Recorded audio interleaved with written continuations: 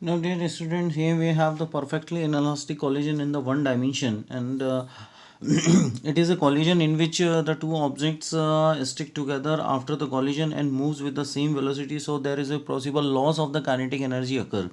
So here we are just assuming the basic case that two objects that having the masses m1, this is the object A, we have this the another object which is the object B, and having its mass that is m2, and initially the object m1 is moving with the initial velocity u1, and the object B is that at the rest. So we are just assuming that at the rest. Okay, now they will collide with each other and applying the mutual forces. Okay, this is the A and this the B we have, and then after both are moving along the same direction with the common velocity, that is called the V.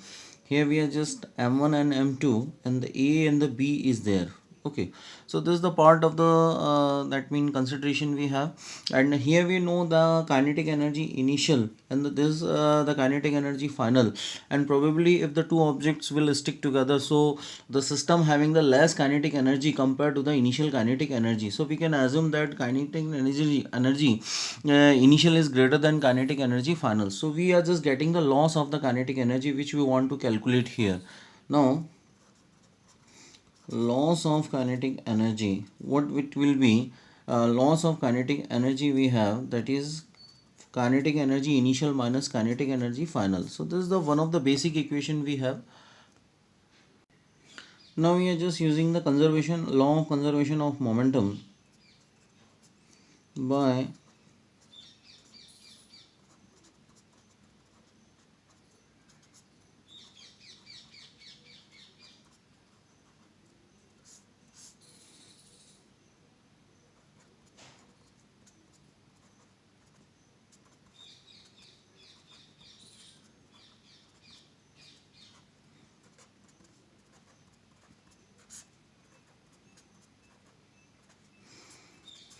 this is the general equation, equation number 2 we have. Now kinetic energy initial, that is called the m1 u1 square by 2 plus the 0, second object is not moving, so this is the equation number 3 we have. Now kinetic energy final, we can state that sum of the masses that m1 plus m2 by 2 and the v square, and the v square is the final velocity we have for the system. So what is the possible meaning of the v we have? So whenever we are just keeping it from the equation number 2, so we are just getting that v square is m1 square u1 square upon m1 plus m2 whole square. So this is the part of the cancellation we have. So the final kinetic energy can be stated in the term of that m1 square u1 square is to be divided by 2 of sum of the masses m1 plus m2. So this is the equation number 4 we have. Now we are using the equation number 3 and the equation number 4 in the equation number 1. Now kinetic energy loss, that is k initial m1 u1 square by 2 and minus of sign there. So we are just getting that m1 square u1 square is to be divided by 2 of m1 plus m2. So whenever we are just solving it, so we are just making the common of half m1 u1 square. So 1 minus of m1 upon m1 plus m2. So we are just completely solving it. So what we will get here? So we are just solving it. So we are just getting m1 u1 square by 2 and m1 plus m2 minus of m1 upon m1 plus of m2. Okay, so this is the simplest representation. We can m1 to m1 cancel. Now kinetic energy loss is called that m1 m2 u1 square upon 2 of bracket that m1 plus m2. So this is the kinetic energy loss we have. Okay, so this is the equation number 5 we have, and we can make also the suggestion that from equation number 5, from equation number 5, Ke loss is also positive. This is also the part of the positive. Now ratio of K final to k initial. So the final having its own meaning, that m1 square u1 square upon 2 of bracket m1 plus m2. And what is the possible meaning of the k initial we have? K initial can be stated that m1 u1 square by 2. So we are just making the cancellation this term m1 to m1 u1 square to u1 square. So we are just getting that k final to k initial, that is equal to m1 is to be divided by m1 plus m2. So easily we can get the idea that probably there is a loss of kinetic energy, as we know that this is the equation number 6 we have. So if m1 plus m2 is greater than m1, so we can easily state that k final will be less k of initial. So this is the kind of the suggestion we have from this derivation portion, and easily we can say that the collision between the two objects is perfectly inelastic collision. So this is the meaning of the perfectly inelastic collision in the one dimension. Now we will discuss the elastic collision in two dimension. Now here we have the concept of the elastic collision in the two dimension, and for this we are just assuming that two objects are moving along the same direction, and after the collision they are moving at different angles. Okay, so here we are just assuming that this is the object A, which having its mass that is m1, and it's moving with the initial velocity of u1. Okay, now it will strike to an object which is at the which is at the rest, okay, or stationary is there. So we are just assuming the initial velocity of an second object, that is object B, is the 0, and where it's a mass that is called the m2. Okay, so after the collision, what kind of the situation we have? We are just assuming that the object that both the object will move in a different direction. Okay, so this is the portion of that is that x-axis we have, and here we are just assuming that the two objects are moving in a different direction. So this is the first portion we have, and this is the second portion we have, that is called the m1 we have, and it is called the m2 we have. And after the collision in a different direction, they have the possible meaning of the velocities. So the object m1 is moving with the concept of the velocity that is called the v1 in this direction, and here the object is m2 is moving with the part of the velocity that is called the v2. Here we can make the resolution by the sense of the vector. Now this is the effective part of the resultant velocity that is called the v1, and here we are just assuming the component that is called the v1 cos of theta 1, and here we are just assuming the velocity that is called the v1 sine of theta 1, as we are just assuming this angle is the theta 1 and this angle is the theta 2 we have. Okay, here we can also assume that the resultant velocity that is called the v2 we have. Here along the x-axis we have the velocity that is called the theta 2 angle, at the theta 2 angle, that is called the v2 cos of theta 2. Okay, here we are just assuming the velocity in the vertical downward direction along the y-axis. Okay, that is called the v2 of sine of theta 2. So probably we are just imagining the y-axis here. Now this is the portion of the x-axis we have. Now here we have the portion of the y-axis we have. Okay, so this is the one of the basic pictorial we want to use here to make the basic equation through which we can find out the so many information about an object. Okay, so how can we discuss them? So we have that we will use this one pictorial diagram. Okay, so first we are just applying the meaning that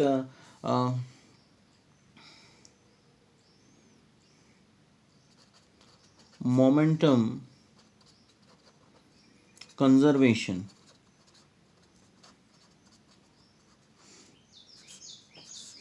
We are just finding the some equations by the help of the conservation or the momentum conservation, and first we are just applying along the x-axis.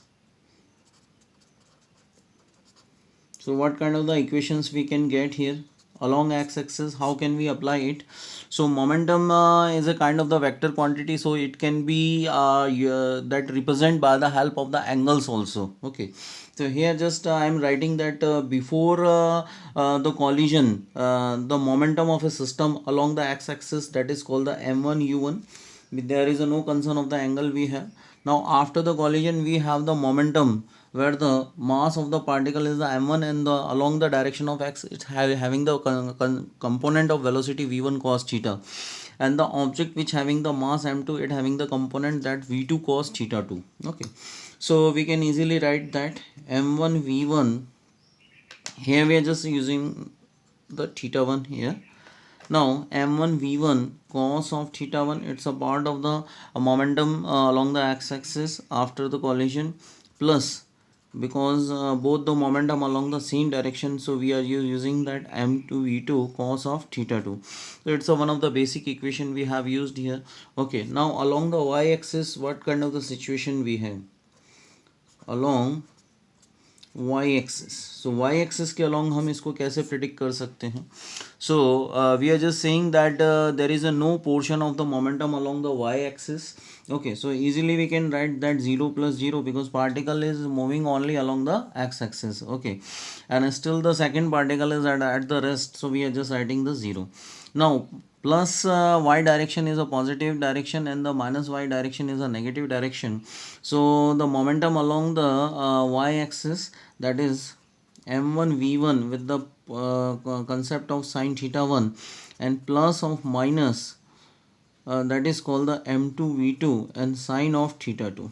Okay, so this is the portion of the momentum along the y-axis. Okay, so this is also the very good equation which can make the so many that mean information to us. So I am just writing that m1 v1 sine theta 1 is equal to m2 v2 sine of theta 2. So the first equation we have along the x-axis, and the second equation of the momentum along the y-axis. Okay, now we want to also discuss the meaning of the kinetic energy. Now by use of concept of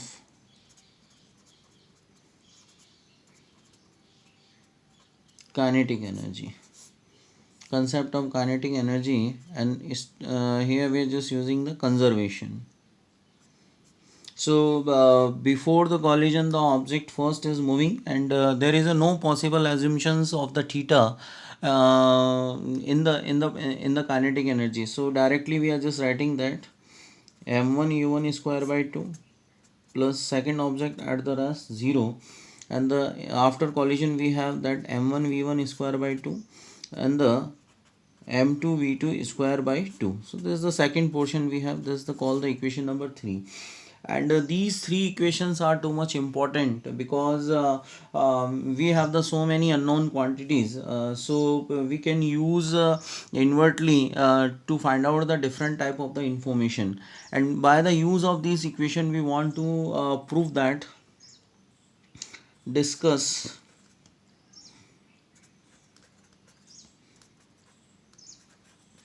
that angle between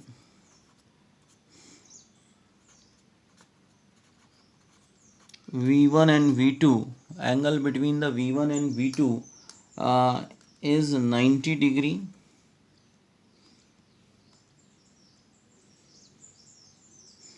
that is two particles in elastic collision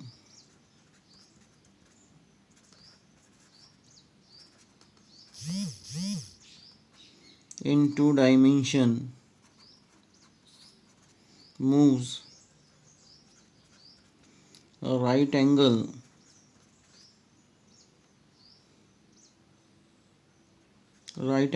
to each other, and that is also the part of the glancing collision.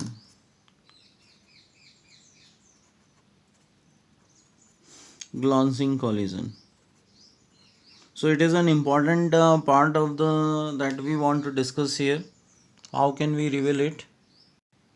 Now on behalf of this information, we are just assuming that this case can only happen when the two objects having the same masses. So I am just using the concept that m1 is equal to m2 is equal to m, both the object having the same mass. So by conservation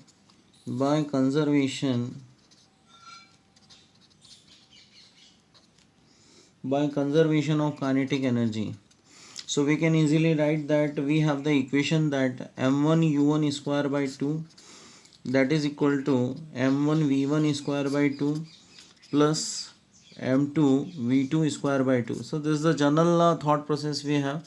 Now this is the equation number 1 and this is the equation number 2. So we are utilizing the equation number 1 in the 2.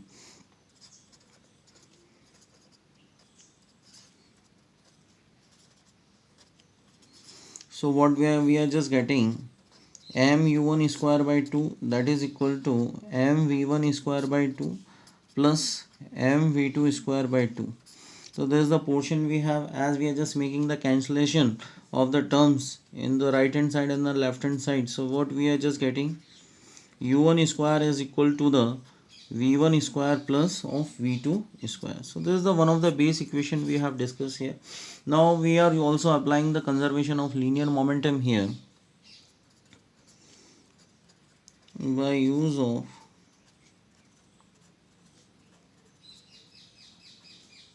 conservation of linear momentum.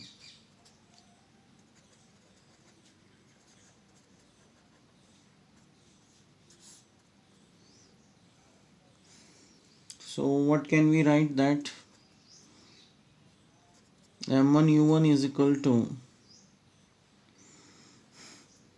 m1 v1 plus m2 v2, and here we just although having that m u1 is equal to m v1 plus of m v2. Okay, so we are just cancelling m to m, so we are just getting that u1 is equal to v1 plus of v2. This is the equation number 4 we have. Okay, so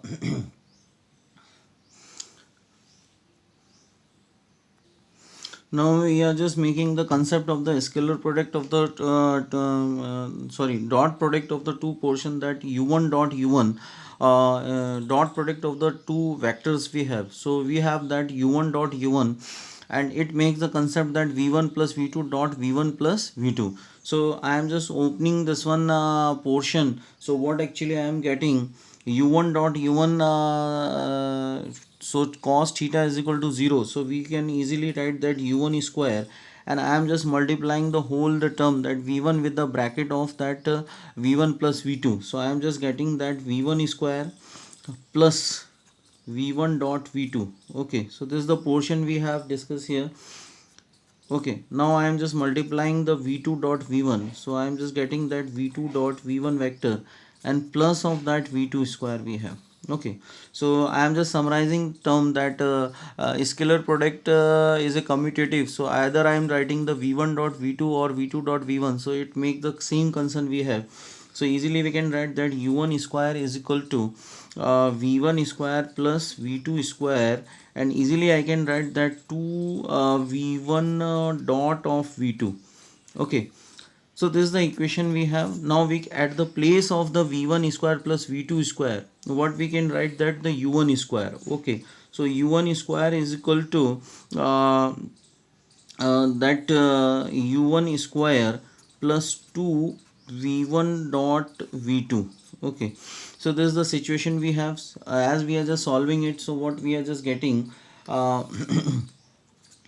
v1 dot v2, that is equal to u1 square minus of u1 square. It makes the concept of the 0, and easily we are just making the sense that if you are just opening the v1 dot v2, so it comes the 0 whenever the theta is the 90 degree between the v1 and v2.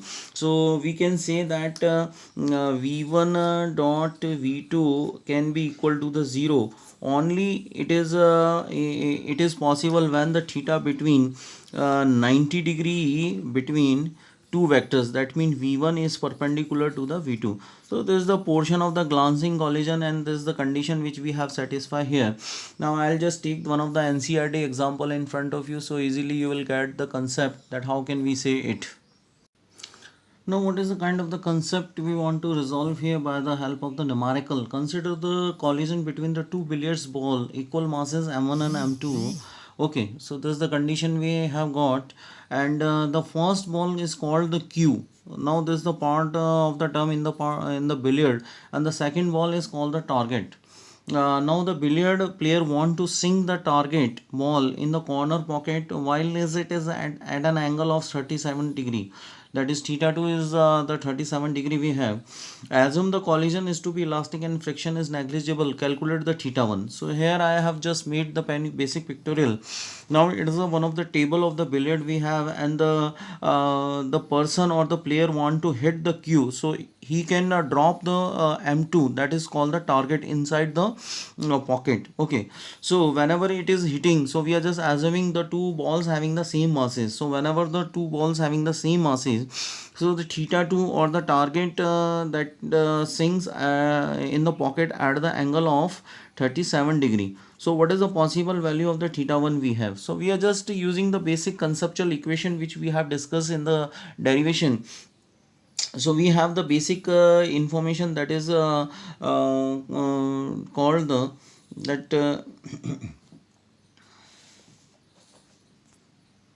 now further I am using the basic conceptual formula, u1 is equal to v1 plus of v2, and we are just assuming that u1 dot u1 is equal to v1 plus of v2 and dot of v1 plus v2. So what we have discussed here, we are just multiplying these two terms. Okay, in the left hand side u1 dot u1, and we have the two bracket, that v1 plus v2 and the v1 plus v2. So we know that u1 square is there, v1 square is there, v2 square is there, plus 2 v1 dot v2 we have. Okay, so easily we know that cos, if we are just opening this one, so we are just using the concept of the cos theta is there, because dot product always open with the concept of cosine of angle between the two vectors. Okay, u1 square is equal to, this one is also can be implement that by the help of the conservation of the kinetic energy, that is u1 square is equal to v1 square plus of v2 square. So we can use here, that is called the u1 square, and plus of that 2 v1 v2, and cos of theta is a combination of the 90 degrees, so we are just writing in the part of theta 1 plus of theta 2. Okay, so as we are just assuming that if the two objects having the same masses, elastic collision in the two dimensions, this is the glancing collision case, and in which the two objects are moving perpendicular to each other. So we are just keeping that 0 is equal to 2 v1 v2 and cos of theta 1 plus theta 2. Okay, so as we are just assuming that cos 90 degree, that is equal to cos of theta 1 plus theta 2, only it is possible. Okay, so we have the opportunity to make the comparison of the angles here. So I am just writing that theta 1 plus theta 2 is equal to 90, and already we have to be find out the meaning of the theta 1. So 90 minus of theta 2 we have. So we are just writing that theta is equal to 90 minus of theta 2, that is called the 37 degree.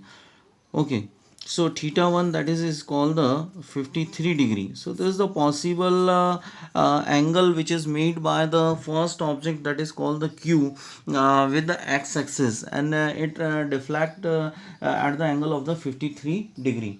So this is the possible representation and the use of the glancing collision. Okay, so the conceptual base study is there on the collision. Okay.